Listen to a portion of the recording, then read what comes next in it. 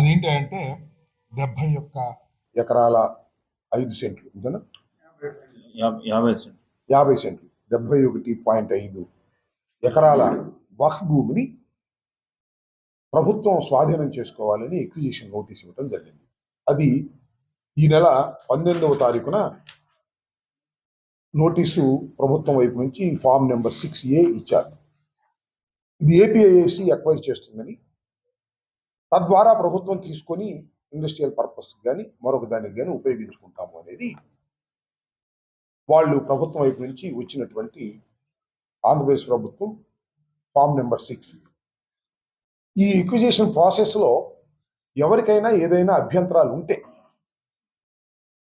60 రోజుల లోపల ఆ అభ్యంతరాలను ఈ ప్రాపర్టీ ఎక్కడైతే ఉన్నదో ఆ జిల్లా కలెక్టర్కి సబ్మిట్ చేసుకునేటటువంటి రూల్ ఒకటి ఉన్నది. దాన్ని కూడా పొందుపరిచారు. ఇది వ్యక్తుల యొక్క ప్రాపర్టీ కాదు,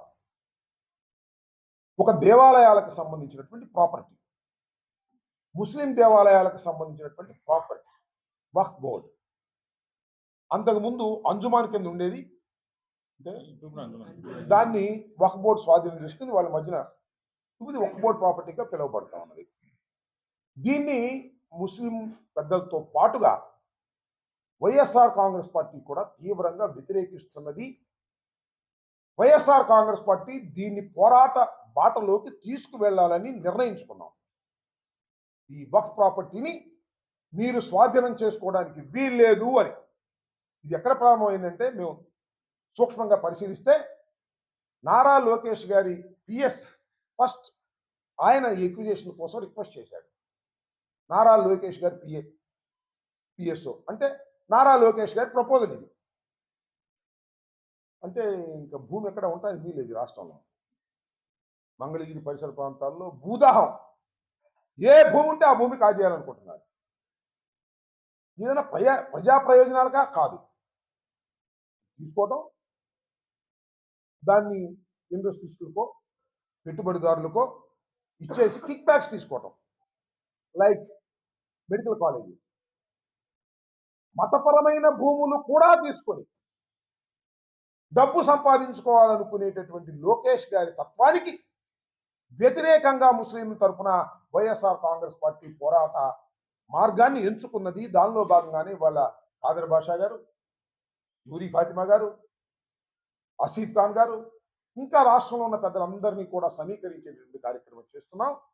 రూల్ ప్రకారం 60 రోజుల లోపల అబ్జెక్షన్ చెప్పేటువంటి అవకాశం ఉంది. వ్యక్తులు కానీ వ్యక్తుల సమూహం కానీ, వ్యక్తులు కాదు, వ్యక్తుల సమూహం కాదు, ఈ రాష్ట్రంలో ఉన్నటువంటి పెద్దలందరినీ సమీకరిస్తాం. 23వ తారీఖున వందలాది మంది, వేలాది మందితో వెళ్ళి అబ్జెక్ట్ చేస్తాం. ఇది మతపరమైనటువంటి భూమిని మీరు కాజేస్తున్నారు, వ్యాపారం కోసం కాజేస్తున్నారు, మతాన్ని గాయపరుస్తున్నారు, మత విశ్వాసాలను దెబ్బతీస్తున్నారు, మీ స్వార్థం కోసం 1,00,000 ఎకరాలు తీసుకున్నారు కూలింగ్ మీద, రైతు దగ్గర నుంచి బలం చేసి. దీన్ని కూడా కాజేయాలనుకునేటువంటి పద్ధతుల్లో పెడుతున్నారు. ప్రభుత్వం, వ్యక్తులు కాదు.